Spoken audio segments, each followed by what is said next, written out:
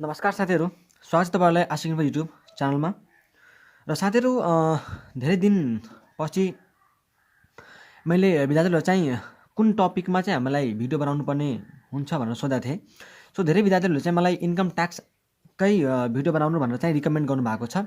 त्यही भएर मैले इन्कम ट्याक्स एक्टको त रेगुलर जस्तो चाहिँ पढाउन सक्दिनँ हैन, रेगुलर जस्तो चाहिँ मैले गर्न सक्दिनँ। बट जति पनि इम्पोर्टेन्ट टपिकहरू छ, जति पनि इक्जाम पोइन्ट अफ भ्यूले इम्पोर्टेन्ट टपिकहरू छ, त्यो सबै टपिकहरू चाहिँ हामी यहाँ रिभाइज गर्छौँ। र जब हाम्रो रिभिजन सकिन्छ त्यसपछि चाहिँ हामी त्यही इम्पोर्टेन्ट टपिकहरू चाहिँ सजेस्टेडबाट पास्ट क्वेसनहरू पनि हामी यहाँ गर्नेछौँ। सो आशा छ कि तपाईँहरूलाई चाहिँ यो भिडियो मन पर्छ होला। ओके, सो मैले आफ्नो चाहिँ कोसिस गर्छु तपाईँलाई सकेसम्म बुझाउनलाई। ओके, किनकि इन्कम ट्याक्समा प्रायः विद्यार्थीहरूलाई चाहिँ कन्फ्युजन आएको देखिन्छ हैन, कन्फ्युजन हैन, धेरै नै समस्या आएको देखिन्छ ट्याक्समा। सो त्यही भएर चाहिँ मैले लगभग आफू सकेसम्म चाहिँ कन्सेप्टहरूलाई क्लियर गर्न म खोज्छु र तपाईँहरूले पनि त्यही अनुसारले चाहिँ बुझ्नु होला, अटेन्टिभ भएर चाहिँ सुन्नु होला। ओके, सो मैले सुरुमै भनिदिएँ कि इन्कम ट्याक्स एक्टको हामी मात्रै इम्पोर्टेन्ट टपिकहरूले चाहिँ के गर्छौँ, जुन इक्जाम पोइन्ट अफ भ्यूले इम्पोर्टेन्ट छ त्यो टपिकहरू चाहिँ के गर्छौँ, रिभाइज गर्छौँ। ओके, सो म इम्पोर्टेन्ट टपिकहरूमध्ये आज चाहिँ सबभन्दा पहिला रेजिडेन्सियल स्ट्याटसको चाहिँ मैले टपिक सुरु गर्छु। र यो टपिकबाट चाहिँ इक्जाममा तपाईँले पटक्कै इक्जाममा चाहिँ क्वेसन आएको धेरैचोटि चाहिँ देख्नु भएको होला है। र यो पालि पनि जस्तो लाग्छ मलाई डिसेम्बर 2021मा पनि रेजिडेन्सियल स्ट्याटसबाट चाहिँ क्वेसन आएको थियो जस्तो मलाई लाग्छ। सो एकचोटि चाहिँ तपाईँ त्यसलाई क्वेसनलाई रिफर गरेर हेर्नु होला। ओके, ल, सो टाइमलाई वेस्ट नगरिकन हामी आज रेसिडेन्सियल स्ट्याटसको चाहिँ सुरु गरौँ, ठिक छ। सो जब हामी रेसिडेन्सियल स्ट्याटसको कुरा गर्छौँ, रेसिडेन्सियल स्ट्याटस भनेको चाहिँ सिम्पली तपाईँले के बुझ्नु होला कि नेपालमा कुनै मान्छे हैन, नेपालको चाहिँ कुनै मान्छे रेसिडेन्ट छ कि छैन भन्ने कुरा चाहिँ ट्याक्स पर्पजको लागि कुनै मान्छे नेपालको रेसिडेन्ट छ कि छैन भन्ने कुरा कसरी छुट्याउने त? किनकि रेसिडेन्ट र नन रेसिडेन्टले हाम्रो एसेसेबल इन्कम चाहिँ छुट्याइन्छ हैन। किनकि तपाईँले जब एसेसेबल इन्कम भन्ने कुरा पाउनुभयो होला त त्यति बेला हामी के पढाएछौँ कि यदि रेसिडेन्ट पर्सन छ भने त उसले कुनै पनि ठाउँबाट कमाएको पैसा चाहिँ नेपालमा ट्याक्सेबल हुन्छ हैन। तर नन रेसिडेन्ट पर्सन छ भने त नेपालमा मात्रै कमाएको पैसा उसको ट्याक्सेबल भयो। त त्यही भएर चाहिँ त्यो एसेसेबल इन्कमलाई क्याल्कुलेट गर्नलाई, त्यो एसेसेबल इन्कमलाई डिटर्माइन गर्नलाई हामीले के गर्छौँ त, रेसिडेन्सियल स्ट्याटस चाहिँ हामीले छुट्याउनु पर्ने हुन्छ। अब रेसिडेन्सियल स्ट्याटस ट्याक्स पर्पजको लागि चाहिँ निकाल्ने बेलामा हामी त्यसको नागरिकतासँग केही पनि मतलब हुँदैन, त्यसको घर कहाँ छ भन्ने कुरासँग केही पनि मतलब हुँदैन। क्लियर भयो? सो रेसिडेन्सियल स्ट्याटस छुट्याउनलाई यहाँ चाहिँ हामी पर्सन भनेर भन्छौँ हैन। पर्सनहरूको चाहिँ के हामी छुट्याउँछौँ, रेजिडेन्सियल स्ट्याटस छुट्याउँछौँ। सो जब हामी पर्सन भन्छौँ नि ट्याक्समा, त्यति बेला चाहिँ तपाईँले पर्सन भनेर दुईवटा कुरा बुझ्नु होला। एउटा नेचुरल पर्सन हैन, जब हामी पर्सन भन्छौँ त्यति बेला चाहिँ हामीले दुईवटा कुरा बुझ्नुपर्ने हुन्छ। एउटा चाहिँ नेचुरल पर्सन हुन्छ र अर्को चाहिँ एउटा हुन्छ नेचुरल पर्सन। जब हामी पर्सन भन्छौँ त्यति बेला है नेचुरल पर्सन, र अर्को हुन्छ इन्टिटी, अर्को हुन्छ के, इन्टिटी, ठिक छ। अब हामी यहाँ चाहिँ यो दुटाको केसमा के हेर्छौँ कि रेजिडेन्सियल स्ट्याटस चाहिँ के कस्तो हुन्छ त। सबभन्दा पहिला यदि हामी नेचुरल पर्सनको केसमा हेऱ्यो भने नेचुरल पर्सनको केसमा चाहिँ हामीलाई तीनवटा कन्डिसन छ है, तीनवटा कन्डिसन छ। तर त्यो तीनवटा कन्डिसनमध्ये कुनै पनि एउटा कन्डिसन मिट भयो भने हामी त्यसलाई नेपालको रेसिडेन्ट भन्न सक्छौँ, ठिक छ। त्यस्तै इन्टिटीको केसमा हामीसँग दुईवटा कन्डिसन छ र त्यो दुईवटा कन्डिसनमध्ये कुनै एउटा कन्डिसन चाहिँ मिट भयो भने हामी चाहिँ के भन्न सक्छौँ कि त्यो कम्पनी चाहिँ इन्टिटी चाहिँ नेपालको रेसिडेन्ट हो भनेर। ओके, अब नेचुरल पर्सनको बारेमा कुरा गरौँ। ल, नेचुरल पर्सनको केसमा सबभन्दा पहिलो कन्डिसन छ, मैले के भने तीनवटा कन्डिसन छ नेचुरल पर्सनको केसमा। त्यो तीनवटा कन्डिसनमध्ये कुनै पनि एउटा कन्डिसन मिट भयो भने हामी त्यसलाई के भन्न सक्छौँ, नेपालको रेसिडेन्ट भन्न सक्छौँ। ओके, सो नम्बर 1 केस छ, मैले सुरुमै भनिदिएँ कि मैले चाहिँ कोसिस गर्छु बुझाउनलाई, ठिक छ। र तपाईँहरू चाहिँ अटेन्टिभ भएर सुन्नु होला, त्यति हो है। नम्बर 1 के छ भन्दाखेरि कि प्लेस अफ नर्मल रेजिडेन्स चाहिँ नेपालमा हुनुपर्छ। प्लेस अफ नर्मल रेजिडेन्स के हुनुपर्छ अरे, नेपालमा हुनुपर्छ। प्लेस अफ नर्मल रेजिडेन्स चाहिँ उसको नेपालमा छ, ठिक छ। यदि कुनै मान्छेको वासस्थान चाहिँ नेपालमै छ भने ऊ चाहिँ के हुनसक्छ, नेपालको रेसिडेन्ट हुनसक्छ है। यसको मतलब के भयो भन्दाखेरि ह्याबिचुअल प्लेस अफ एबोर्ड भन्छ। यसको मतलब चाहिँ त्यो ठाउँ जहाँ उसले चाहिँ के गर्छ, इकोनोमिक एक्टिभिटी गर्छ है। ह्याबिचुअल प्लेस अफ एबोर्ड भनेको चाहिँ त्यस्तो ठाउँ जुन ठाउँमा चाहिँ त्यो मान्छेको इकोनोमिक एक्टिभिटी चाहिँ भइरहेको छ। त्यस्तै नम्बर 2 मा कन्डिसन छ कि नेपालमा 183 दिन हैन, नेपालमा 183 दिन अथवा त्योभन्दा बढी अर मोर है, एउटा फाइनेन्शियल इयरमा, एउटा फिस्कल इयरमा यदि कुनै मान्छे नेपालमा 183 अथवा त्योभन्दा बढी दिनको लागि चाहिँ बसेको छ भने त्यो मान्छे नेपालको रेसिडेन्ट हुन्छ। ठिक त्यस्तै नम्बर 2 मा एउटा फाइनेन्शियल इयरमा मैले भनेको छु है, एउटै फाइनेन्शियल इयरमा यदि ऊ चाहिँ के 183 अथवा त्योभन्दा बढी दिन बसेको छ भने ऊ चाहिँ नेपालको रेसिडेन्ट हुने भयो। अब यसको रिगार्डिङ चाहिँ मैले केही कन्डिसनहरू अगाडि डिस्कस गर्छु। सो अहिले चाहिँ तपाईँले यति बुझेर अगाडि बढ्नु होला। नम्बर 3 मा के छ भन्दाखेरि नेपाल सरकारद्वारा है posted by government of Nepal, posted by government of Nepal, Nepal सरकारद्वारा कुनै इन्कम इयरमा कुनै पनि टाइममा यदि नेपाल सरकारले कुनै मान्छेलाई फोरेन कन्ट्रीमा चाहिँ पोस्टिङ गरिदियो, फोरेन कन्ट्रीमा चाहिँ त्यसलाई पोस्टिङ गरिदियो भने त्यसलाई पनि हामी नेपालको रेसिडेन्ट नै मान्छौँ। सो 3वटा कन्डिसन भयो। नेचुरल पर्सनको केसमा 3वटा कन्डिसन। नम्बर 1 कि प्लेस अफ नर्मल रेसिडेन्स यदि नेपालमा छ भने त्यो चाहिँ नेपालको रेसिडेन्ट हो।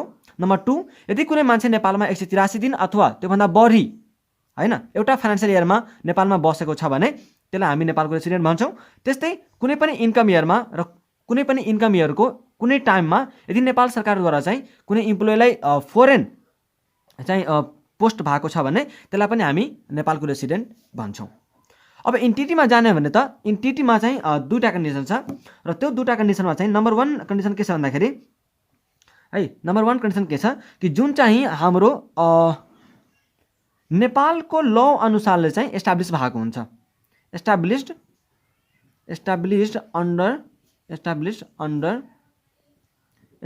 Under the law of Nepal है। यदि नेपालको ल अनुसारले चाहिँ के भएको छ त्यो एस्टाब्लिस भएको छ भने, जस्तै सपोज कुनै कम्पनी नेपालमा कम्पनीज एक्ट 2063 को अनुसारले चाहिँ एस्टाब्लिस भयो भने त्यो हाम्रो नेपालको के हो, रेसिडेन्ट हो हैन। त त्यही भएर कुनै पनि इन्टिटी यदि नेपालको ल अनुसारले चाहिँ एस्टाब्लिस भएको छ भने त्यसलाई हामी नेपालको रेसिडेन्ट भन्छौँ। अथवा नम्बर 2 मा हामी के भन्न सक्छौँ कि जसको म्यानेजमेन्ट चाहिँ के छ त एक्टिभ छ नेपालमा। ठिक छ, कुनै पनि इन्कम इयरमा यदि उसको म्यानेजमेन्ट नेपालमा एक्टिभ छ भने हामी के भन्न सक्छौँ कि त्यो इन्टिटी चाहिँ नेपालको लागि रेसिडेन्ट हो। अब यसको इक्जाम्पल चाहिँ तपाईँले कसरी बुझ्न सक्नुहुन्छ भन्दाखेरि सपोज एउटा कम्पनी छ एमएन कम्पनी, मैले यसको इक्जाम्पल दिँदैछु अहिले। यस्तै क्वेसनमा चाहिँ तपाईँले भनेको हुन्छ। सो एउटा एमएन कम्पनी छ हैन, एमएन कम्पनी छ र यो एमएन कम्पनी चाहिँ नेपालमा 2063 को चाहिँ अनुसारले एस्टाब्लिस भयो। नेपालमा कम्पनीज एक्ट 2063 को अनुसारले एस्टाब्लिस भएको छ र यसको म्यानेजमेन्ट चाहिँ बङ्गलादेशमा भइराखेको छ। ठिक छ, त मलाई म्यानेजमेन्टदेखि चाहिँ मतलब भएन। ठिक छ, यदि उसको चाहिँ नेपालको चाहिँ ल अनुसारले एस्टाब्लिस भएको छ भने त्यो नेपालको रेसिडेन्ट भइहाल्यो। त्यस्तै अर्को इक्जाम्पल, यदि एमएन कम्पनी चाहिँ बङ्गलादेशमा छ, ल सपोज मैले इन्डियामा छ, बङ्गलादेश कहाँ छ, एमएन कम्पनी चाहिँ इन्डियामा एस्टाब्लिस भएको छ, इन्डियाको ल अनुसारले एस्टाब्लिस भएको छ। तर यसको जुन मेजोरिटी अफ द म्यानेजमेन्ट डिसिजनहरू हुन्छ नि, मेजोरिटी अफ द जुन डिसिजनहरू हुन्छ त्यो हामी त्यो चाहिँ कम्पनीले कहाँ गएर लिन्छ त, नेपालमा लिइराखेको छ। मतलब मेजर म्यानेजमेन्ट एक्टिभिटीहरू जुन छ हैन, म्यानेजमेन्टका जुन एक्टिभिटिजहरू हुन्छन्, जुन कामहरू हुन्छन् त्यो मेजोरिटीमा चाहिँ कहाँ हुन्छ त, नेपालमा हुन्छ भने त्यो फाइनेन्शियल इयरको लागि चाहिँ यो कम्पनी नेपालको लागि रेसिडेन्ट हुन्छ। क्लियर? त्यसपछि मैले के भनेको थिएँ कि यहाँ चाहिँ मैले 183 डेज अथवा मोरको लागि चाहिँ केही कन्डिसनहरू छ, त्यो कन्डिसन चाहिँ मैले के गर्छु तपाईँहरूलाई डिस्कस गर्छु। सो त्यो डिस्कस गर्नलाई चाहिँ तपाईँले यहाँ हेर्नु होला है। अब यति चाहिँ तपाईँले बुझिसक्नुभयो। अब यहाँ हेर्नु होला, मैले यहाँ के छ भन्दाखेरि कि यो जुन मैले यहाँ के भनेको थिएँ कि 183 दिन अथवा त्योभन्दा बढी चाहिँ एउटा फाइनेन्शियल इयरमा त्यो मान्छे बसेको हुनुपर्छ। अब के छ कि त्यो मान्छे चाहिँ कन्टिन्युसली पनि बसेको हुनसक्छ, त्यस्तै अथवा बिचमा चाहिँ ऱ्यान्डमली पनि बसेको हुनसक्छ है। ऱ्यान्डमली सपोज मैले ऱ्यान्डमली भनेलाई ऱ्यान्डमली पनि बसेको हुनसक्छ। कन्टिन्युसली भनेको एकैचोटिमा चाहिँ उसले 183 दिनभन्दा बढी बस्यो। अथवा ऱ्यान्डमली भनेको कस्तो भयो भन्दाखेरि ऊ चाहिँ 20 दिन बस्यो, त्यसपछि फेरि आफ्नो देश गयो, फेरि आएर चाहिँ फेरि 50 दिनको लागि बस्यो, फेरि आफ्नो देश केही दिनको लागि गयो, फेरि आएर चाहिँ फेरि 70 दिनको लागि बस्यो, फेरि आफ्नो घर गयो। सो यसरी गरेर पनि ऊ चाहिँ के हुनसक्छ त हाम्रो नेपालमा बसेको हुनसक्छ। ओके, सो यस्तो चाहिँ कुनै पनि कन्डिसन छैन, यस्तो चाहिँ कुनै पनि कन्डिसन छैन कि यो 183 डेज अथवा त्योभन्दा बढी हुनलाई चाहिँ उसले कन्टिन्युसली नै बसेको हुनुपर्छ अथवा ऱ्यान्डमली नै बसेको हुनुपर्छ भन्ने कुरा चाहिँ के पनि छैन है। त्यो लगातार बसे पनि अथवा बिचबिचमा चाहिँ ग्याप गर्दै बसे पनि हामीलाई केही फरक परेन। यदि उसको एउटा फाइनेन्सियल इयरमा 183 दिन अथवा त्योभन्दा बढी हामी नेपालमा बसेको छ भने त्यो नेपालको लागि चाहिँ रेसिडेन्ट हुन्छ। त्यसपछि यसमै केही कन्डिसनहरू पनि छ कि एक दिन लिनलाई हामी 1 डे भनेको एक दिनको चाहिँ हामी यहाँ 24 आवर चाहिँ घन्टा लिन्छौँ। 24 आवर्स भनेको चाहिँ एक दिन भनेर हामी यसमा लिन्छौँ। त्यसपछि छ अर्को कि सपोज एउटा मान्छे आज आयो, ठिक छ, टुडे ऊ चाहिँ आएको छ अरे, अनि कुनै एक दिन चाहिँ गएको पनि हुन्छ होइन। आज आयो मतलब यहाँ चाहिँ एराइभल भयो अरे, एराइभल, अनि यहाँ चाहिँ उसको के छ डिपार्चर, यहाँ चाहिँ ऊ गयो। अब यदि इन्कम ट्याक्स एक्टले के भन्छ कि यदि त्यो मान्छेको आउने टाइम, मैले यही 183 वालाको चाहिँ ऊ गर्दैछु है, यो यसको चाहिँ डिस्कस गर्दैछु, यो सबै यसकै रिलेटेड हो, ठिक छ, यो सबै यसकै रिलेटेड हो। अब यहाँ के छ अर्को कुरा कि यदि उसको चाहिँ त्यो मान्छेको आउने टाइम र जाने टाइम चाहिँ थाहा छैन, एक्ज्याक्ट टाइम चाहिँ आउने र जाने टाइम चाहिँ थाहा छैन भने उसको एक के अरे अब टाइम थाहा छ भने त त्यो अनुसारले हामी दिनमा चाहिँ मिलाउने भयौँ होइन। 24 आवर्सको चाहिँ एक दिन लिइरहेछ भने 12 घन्टा मात्रै बसेको छ भने त्यो हाफ डेज भयो भनेर चाहिँ हामी भन्न सक्छौँ। तर यदि हामीलाई टाइम नै थाहा भएन, कति बजे आएको थियो भन्ने कुरा चाहिँ एक्ज्याक्ट टाइम थाहा भएन, त्यस्तै ऊ चाहिँ जुन दिन गएको हो त्यो दिन चाहिँ एक्ज्याक्ट टाइम चाहिँ डिपार्चरको थाहा भएन भने हामी त्यसलाई के भन्छौँ त, त्यति बेला चाहिँ हामी के गर्छौँ, उसको आएको र गएकोलाई चाहिँ कम्प्लिट डेज लिन्छौँ, एक दिन नै मान्छौँ। त क्लियर भयो यो पनि। यदि उसको एक्ज्याक्ट टाइम अफ एराइभल अथवा डिपार्चर चाहिँ हामीलाई थाहा छैन भने आएको र गएको दिनलाई हामी एउटा कम्प्लिट डेज नै मानेर जान्छौँ। त्यसपछि अर्को पनि एउटा यसमा कन्डिसन छ, त्यो कन्डिसन हो ट्रान्जिट ट्राभल। ट्रान्जिट ट्राभल भनेको ट्रान्जिट ट्राभललाई हामी यो दिनमा चाहिँ काउन्ट गर्दैनौँ। ट्रान्जिट ट्राभललाई हामी यो दिनमा काउन्ट 183 दिनमा चाहिँ काउन्ट गर्दैनौँ। जस्तै यो चाहिँ तपाईँले इक्जाम्पलको रूपमा बुझ्न सक्नुहुन्छ है कि ट्रान्जिट ट्राभल भनेको चाहिँ कस्तो हुन्छ भन्दाखेरि जस्तै सपोज के भयो कि एउटा इन्डियाको मान्छे होइन, एउटा इन्डियाको मान्छे चाहिँ यसरी बुझौँ न, कुनै यस्तो ठाउँ छ जुन ठाउँ चाहिँ जानु पर्ने भयो। सपोज यो एउटा मान्छे छ है, एउटा मान्छे छ होइन, एउटा मान्छे छ, यसलाई चाहिँ कुनै ठाउँ जानुपर्ने छ, सपोज इन्डियाको कुनै ठाउँमा जानुपर्ने छ। ल यहाँ चाहिँ मैले सिम्पली अब मलाई धेरै बनाउनु पर्छ यहाँ, त्यही भएर चाहिँ तपाईँले यो अनुसारले चाहिँ बुझ्नु होला। मैले जे भन्न खोजिरहेको छु त्यसलाई चाहिँ तपाईँले बुझ्नु होला है। यो बिचमा चाहिँ के कहानी भयो भन्ने कुरा चाहिँ ध्यान नदिनु, बस मैले चाहिँ जे बुझाउन खोजिरहेको छु त्यो कुरा चाहिँ तपाईँले बुझ्न कोसिस गर्नु होला। यहाँ मैले के भन्दैछु, एउटा मान्छे जसलाई चाहिँ इन्डिया जानु छ, ओके, यो मान्छे नेपालमा चाहिँ पहिल्यै 180 दिन चाहिँ बसिसकेको हो। यो मान्छे पहिले 180 दिन बसिसकेको हो र अब चाहिँ यो कहाँ गइसक्यो, इन्डिया गइसकेको थियो, ठिक छ। 180 दिन चाहिँ नेपालमा पहिले बसिसकेको थियो र इन्डिया बसिसकेर चाहिँ के अरे 180 दिन बसेर चाहिँ यसलाई नेपाल के अरे इन्डिया गइसकेको थियो। अनि फेरि इन्डियाको चाहिँ कुनै अर्को भागमा यसलाई के भयो, जब लाग्यो, ठिक छ। त त्यो ठाउँमा जानलाई चाहिँ मैले जस्ट इक्जाम्पल लिइरहेको छु, त त्यो ठाउँमा जानलाई यो मान्छेलाई चाहिँ नेपाल क्रस गरेर चाहिँ जानुपर्ने हुन्छ। यसलाई चाहिँ के भयो अरे नेपाल क्रस गरेर चाहिँ जानुपर्ने हुन्छ र यो मान्छे नेपालमा चाहिँ पहिले 180 दिन बसिसकेको हो। अब जाने बेलामा के भयो त, यसलाई चाहिँ जानलाई एक दिन लाग्ने रहेछ, ठिक छ, जानलाई एक दिन लाग्ने रहेछ। तर एक दिनको लागि चाहिँ जाने बेलामा के भयो त, यहाँ चाहिँ स्ट्राइक भइदियो, नेपालमा हडताल भइदियो र यो मान्छे चाहिँ जान सकेन। अनि यसलाई चाहिँ के भयो त, यहाँ चाहिँ उसले 10 दिनको लागि चाहिँ नेपालमा बस्नु परिहाल्यो त्यो स्ट्राइकको कारणले।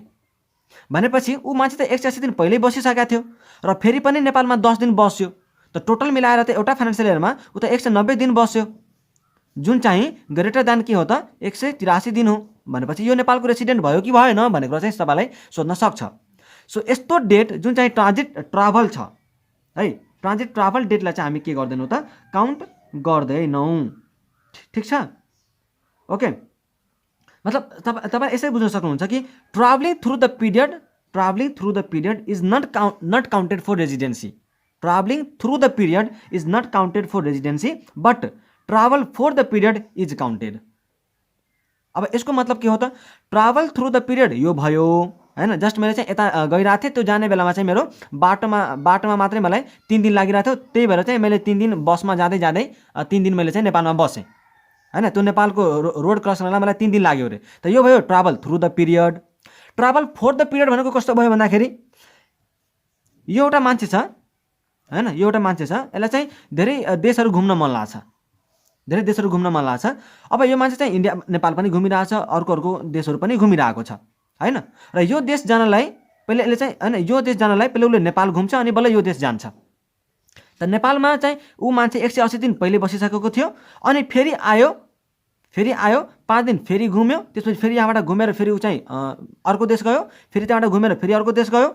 अब यो जुन घुम्दै गएको छ नि यो मान्छे, नेपालमा फेरि 5 दिन घुम्यो अनि फेरि अर्को देश गएको छ, र जुन चाहिँ 180 दिन पहिले बसिसकेको थियो, त अब त उसको 183 दिनभन्दा बढी भयो, यहाँ चाहिँ 185 भयो हैन। त 185 चाहिँ 183 भन्दा बढी छ। त यस्तो कन्डिसनमा चाहिँ हामी यसलाई रेसिडेन्ट भन्न सक्छौँ, किनकि यो के हो त, ट्राभलिङ फर द पिरियड हो। ठिक छ, त ट्राभल फर द पिरियड चाहिँ हामी रेसिडेन्ट पर्पजको लागि काउन्ट गर्छौँ, तर ट्राभल थ्रु द पिरियडलाई चाहिँ हामी रेसिडेन्ट पर्पजको लागि काउन्ट गर्दैनौँ। ठिक छ कि छैन? सो यति बुझिसकेपछि हाम्रो रेसिडेन्सियल स्ट्याटस भन्ने कन्सेप्ट चाहिँ सकिन्छ।